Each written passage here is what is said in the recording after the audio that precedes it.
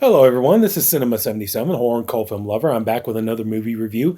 Welcome back to my theme of Porn Week, which is, we're gonna talk about movies that the theme of the movie has to deal with pornography. And yesterday I did the review on the movie Lovelace. That was more of a dramatic biopic kind of a thing. Today we're gonna do a horror film where the theme has pornography in it. Now, I'm pretty sure some people might be like asking, well, if you're going to do that, why don't you just talk about a Serbian film? That seemed like that would be the most logical choice.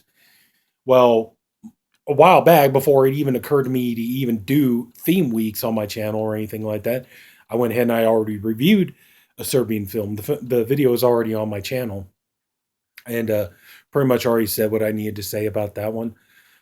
So yeah, so I figured I'd go ahead and do, I guess, basically kind of like the cash in on a Serbian film, and this moon is called "The Life and Death of a Porno Gang." This movie came out in 2009, and it even says right here. I mean, it's not, it's not shy about it. It does say, more powerful than a Serbian film. This violent, gory, and thought-provoking film is one of the most controversial video releases of the year.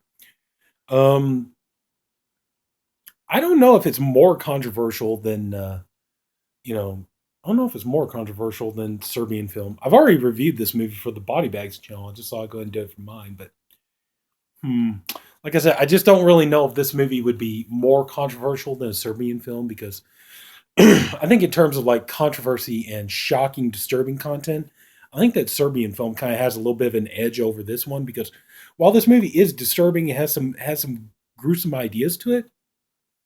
I think Serbian film kind of just edges out this movie a little bit because that movie has child molestation and they talk about baby rape and things like that in that movie. Where this movie, that's not really an issue in this movie. This movie actually it's gross, but I'm not talking about terms of gross in like a um like gore or blood. It's got a little bit of blood and gore in it. It's not that gross. Um, it does have some blood and gore and stuff in it, but mostly it's like there's like a part of, like the people in the movie seem like they're kind of gross, like they're just kind of dirty people, and they just there's like scenes like they're in these clubs and there's like shit on the floor and things like that. It just like stuff like that. That's what I mean when I say this movie's gross and everything else. I mean, right there it kind of gives you an idea that it's gross because you got the porno van sitting inside a dirty urinal and stuff like that. So I mean, that's what I mean when I talk about it. But honestly, though, this movie does have some.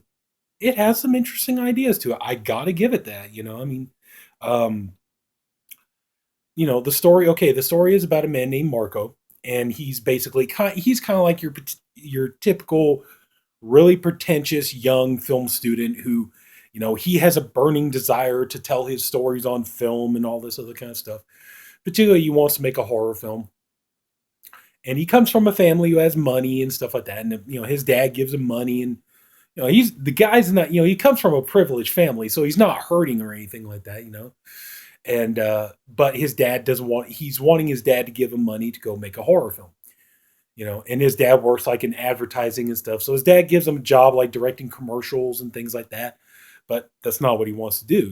He wants to, excuse me, he wants to, go out and make films. Well, his dad's like, I don't want to give you money to go make a, I don't want to give you money to go make a movie because you tend to be, very, you tend to be very, um, oh God, what's the word I'm looking for? Irresponsible, for crying out loud. I can't think this morning. My caffeine hasn't kicked in yet.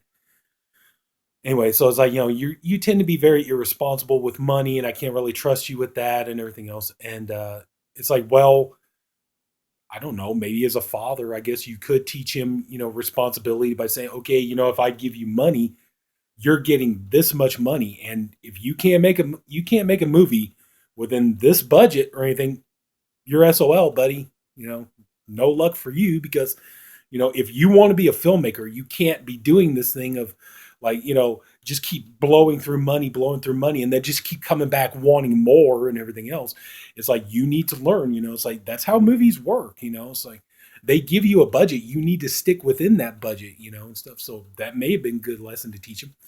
But anyway, so the dad doesn't want to give him money to make a movie. So he tells him, "I'll go show you. I'll go introduce you to a producer friend of mine." So the producer says, "Yeah, I can't do this with you. I can't market this because horror films are not marketable. Horror films are not marketable. Is that only in Serbia? Well, no, because this movie exists. Horror movies are not marketable. Did somebody tell Jason Blum this? Because this guy's turning around like giving like Jordan Peele like what $5-6 million or something to go make movies like Get Out, and then the movies turn around and make like hundreds of millions of dollars at the box office. So I don't know. Somebody needs to tell Jason Blum that horror movies are not profitable. Don't do that because he's going to probably stop making horror films anyway. But so Marco, he's kind of up the creek. Nobody wants to finance his movie and stuff like that. And he's done like little short films and stuff, which he's doing basically like. I mean, you look at it as basically like this guy's trying to do his version of Eraserhead, pretty much, and so just kind of doing these really pretentious type, horror movie type things and stuff. So anyway, he goes into a sandwich shop and he meets this guy Kane, and they strike up a conversation. And this guy Kane tells him that he's into making porn films, and he's talking about like, yeah, I could use somebody to help me out. Hey, if you come along, do some work behind the scenes, do camera work, do grips, this and that, kind of work your way up. You can get to become director and stuff like that. So Marco's like, yeah, what the hell? Why not? I'll go ahead and do it. So he goes and he starts working for Kane, and he learns pretty much right away that first of all, Kane tends to be a very violent man. He has no problems like beating on his cast and crew, abusing them, and all this other kind of stuff. Then also too, not to mention the fact that he has, that his brother is like the chief of police and all this kind of stuff, and so they're basically kind of like a mob operation, pretty much here in Serbia. So he works his way up and everything, and then finally, Kane decides he's going to give Marco money and say, I want you to go make a porno film for me. This is your chance to direct and everything else. So Marco does, like I just said, though Kane and his brother, they're pretty much like a mafia operation. They're kind of like the mob. So he does what any logical person would do when, they give you money and say, the mob gives you money and says, go make a porno. He steals their money and basically goes and makes the movie he wants to make. So instead of making a porno, he goes and he makes his little horror film that he wants to make. So, he goes, makes a movie, brings the movie back to Marco, or brings it back to Kane. And of course, Kane is absolutely pissed off and furious because, it's like, he's all like, I told you to go make a porno film, you made this movie. And it's like, yeah, but this is my vision and this is my genius and all this other kind, doing that kind of, he's obnoxious. And, so anyway, Kane is all like, I can't distribute this shit. It's like, I don't have the market for this stuff. I don't deal with these kind of movies. I make porn. It's like, so like, first of all, your movie's never going to get seen because I have no way of distributing this thing. Secondly, now you're on the hook. You're on the hook to me, buddy, because now you owe me the money back that I gave you to make this movie. And so, Marco, he's doing that thing of like, oh man, poor me. I'm such a creative artist and nobody understands my genius and all this kind of shit, So he decides, yeah, he's already done enough damage, but he decides he's going to go ahead and do more. So he finds out that like some of the cast and crew, they don't like working for Kane because of how mean and violent and abusive he is and stuff like that. So he decides he's going to go ahead and he's going to steal Kane's, cast and crew, and that they're going to start doing live sex shows. So they go and they start doing these sex shows and stuff like that, and it's ridiculous, and like people are going to see it, but they're not taking it seriously. It's like Marco means for the whole thing to be art, and everybody just looking at it as ridiculousness and everything else. And then he ends up coming across Kane again, and Kane beats the living shit out of him and threatens to kill him and stuff. Because not only did he steal his money and go make a movie that he can't sell, but now he also stole his cast and crew that works on his movies and shit like that. So now Marco knows he's pretty much got to get out of town. So him and all these people that he's with and his girlfriend and stuff, they all decide that they're going to get in a bus. Right there. They're going to get in a bus and they're going to go travel from town to town, and they're going to go put on shows and things like that. Put on these like live sex shows, go to villages, go to small towns and stuff like that. Do their sex shows and make money that way. Kind of like a caravan kind of a thing. So they go and they start on the road and everything else, and they go, they hit up a couple of villages and stuff like that, and they're not making a lot of money. People do come out to see it, but lo and behold, guess what? They start being like, the women end up getting raped, they get attacked, they get robbed, all this other kind of stuff. It's really not going well at all, and all this other kind of stuff. So it's like, they're thinking they're going to do these great fun shows, and it's all going to be, hey, let's put on a show kind of a thing. And it turns out it's not that at all, and there's a lot of brutality and all this other kind of stuff that gets in there. So anyway, so these, they're all upset about this. It's not going the way they wanted to. They're not making any money. They're starting to starve. They want to know how they're going to live. And then, lo and behold, this producer emerges, and he takes Marko, and hey, let's you and I sit down. And we'll have a talk. So he starts talking to him and stuff, and he ends up revealing to Marko that hey, I'm into I have this business where what we do is we make snuff films. And he's like, and the way it works is, okay, say like if somebody's got terminal cancer or something like that, and they want to get like a lot of money so that they could give the money to their families and stuff when they die. So what we do is we go and we film murdering these people. We pay them a lot of money. you know we pay this person a lot of money, they give it to their families, or they do what they want to do with it or whatever else. Then we film killing these people, and then we turn around, we sell the films, and stuff like that. So he's all like, would that be something you would be interested in? Well, they're all kind of in a desperate spot and everything. So they're more about like, they just want to do like their sex shows and things like that.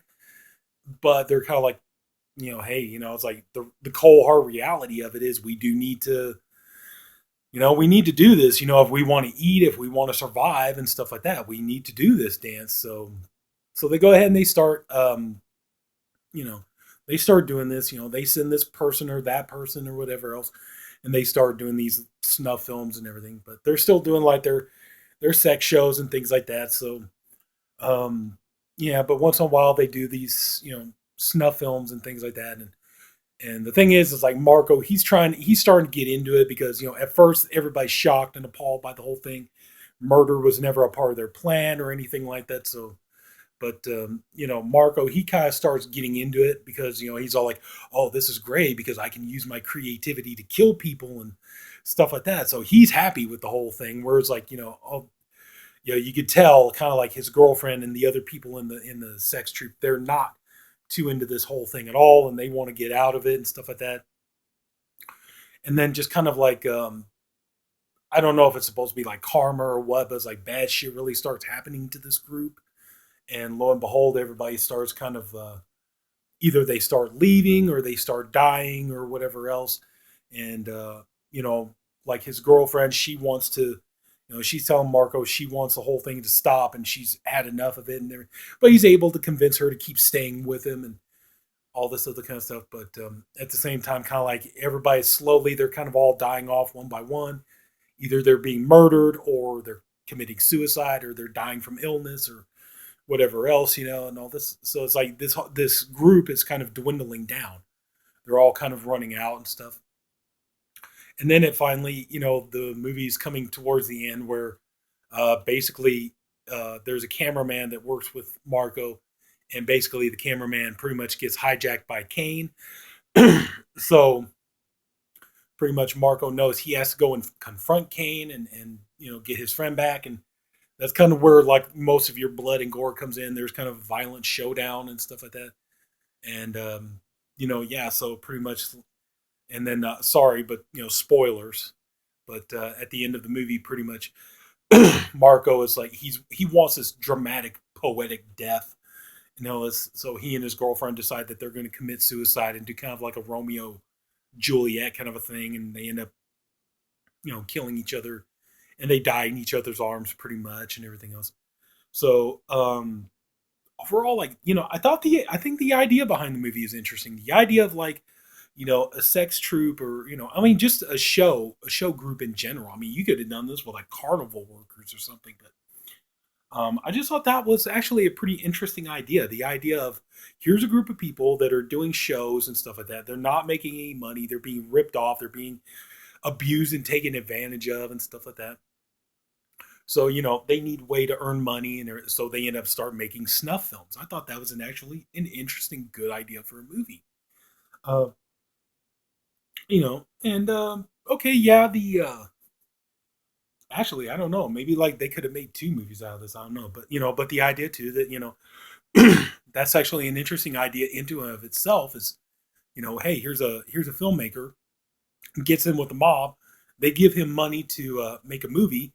Well, he does make a movie, but it doesn't make the movie they want, so they want their money back. So, I mean, that could have been a movie unto itself. So I think honestly, you could have made like two separate movies out of this movie, and it would have been fine. But no, but overall, the movie works. The characters, like I said, the characters are kind of gross, and um, the main character Marko, I mean, he's insufferable. I have to admit, I don't like this guy's character because pretty much he ends up kind of like he ends up dooming everybody in his group. He's always doing like it's like almost every that idea he has backfires on him, and even though he's able to get people to follow him, he's got enough of a charisma that he gets people to follow him and stuff like that. It's like it always ends up leading to everybody's downfall, pretty much. And Marco is like, while watching this movie, I felt very irritated with this guy because it's all like, dude, have you ever heard stories about filmmakers who, yeah, yeah, they want to make the movies that they want to make, but they got to start at the bottom. They can't just jump right in there and get a budget, get a big name cast and all, and go make the movies that they want to make. Sometimes you got to work up to it. You got to compromise a little bit. So it's like, where did it say like at some point that maybe because he's doing these movies for these mafia guys, maybe at some point they would have let him make his movie? Who knows? Maybe like something could have come along where maybe they decide, well, yeah, we did the porno thing, but now we want to merge into more, mainstream type films. At some point, they would have been, hey, Marco's the guy because he's got this horror movie up and ready to go. So it's like it could have turned into something else. Plus, too, it's like it does happen. It's rare, but it does happen that say like a filmmaker, they start off doing commercials, music videos, things like that, short films, industrial films, things like that. Then they start working. Even in adult films, I'm sure that that's happened before too, where somebody who they start directing pornographic films, and they show that they're reliable, that they're very good within working within a budget. They show that they can bring a good product on time. They can put a dazzling visual experience on the screen. That they can put some creativity into it. They can put a sense of style or whatever else into it, and then eventually they would be like, you know what, this guy, he's delivered for us. He's done great. He's done great pornographic films and stuff like that. Let's go ahead as a reward for all his years of, his time of hard work and stuff like that. Let's go ahead and give this guy a budget, and let him go make his movie and everything else. It's like it could happen, but that's the thing is Marco is the kind of guy he's not wanting to compromise on anything. He just wants to get his vision out and stuff like that. Where it's like that could be a good thing, but at the same time, you gotta kind of know how to work with people. And he just doesn't do that. So it's like he is kind of aggravating. And like I said, just it's kind of like a lot of the decisions he makes ends up dooming the people around him and stuff. So, but honestly, yeah, like I said, just the characters are not really that great, but they're not really redeemable characters. But honestly, though, I mean, this movie is actually not that bad. It's gross, but like I said, for the reasons why I stated earlier, but it's not a particularly gory movie until the end. And even the ending, it's like, yeah, it's gory, but I've seen worse. Like shit, go watch Evil Dead. Hell, Evil Dead's gorier than this. But it's got some good ideas behind it. It's got, an interesting story to it.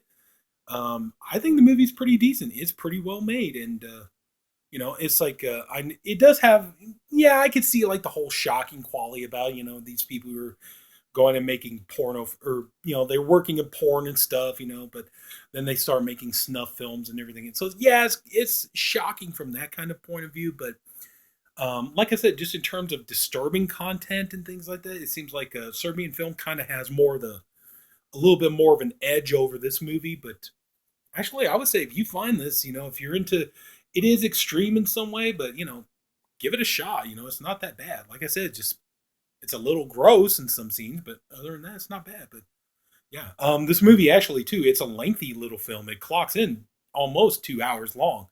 But yeah, there's the back of it there. But anyway, yeah, that's pretty much going to do it. But I would say give it a shot. It's not that bad. Just I don't know. I guess maybe it depends on each person. It's like maybe somebody might watch this and think this is more graphic and disturbing than a Serbian film. But just for me personally, I think in terms of shocking, controversial content, like I said, because Serbian film deals with like child molestation and stuff like that. So I think Serbian film would definitely have it over this one in terms of just being a shocking, gruesome film and stuff. But anyway, that's it. Before I start rambling, I need to cut this off. So that's it. We talked about life and death of a porno gang, and I say, yeah, if you come across it, if you're into, you want to add something to your extreme horror collection, I say, why not? Couldn't hurt. So anyway, that's about it. We talked. Now we did the horror movie review of this week, and tomorrow we're going to do the comedy review, which is going to be Orgasmo. If anybody took the time to watch this video, I thank you for doing it. And I appreciate you for doing it. I honestly hope you enjoyed the video. If you did, please like and subscribe. And I hope you enjoy the rest of my theme week here. Yeah, there's going to be plenty more coming. I got more eye candy for everybody. And yeah, just good stuff coming. And we're going to finish out this week. And so, yeah, hopefully this does well. And hopefully I can do more theme weeks in the future. And, more porn theme weeks, but other theme weeks as well. So anyway, that's going to do it. This is Sinema77, horror and cult film lover. And again, I can't thank you enough for watching this video. And I did hope you honestly enjoyed it. And until then, take care. Everybody have a good night, and I'll see you later. Bye-bye.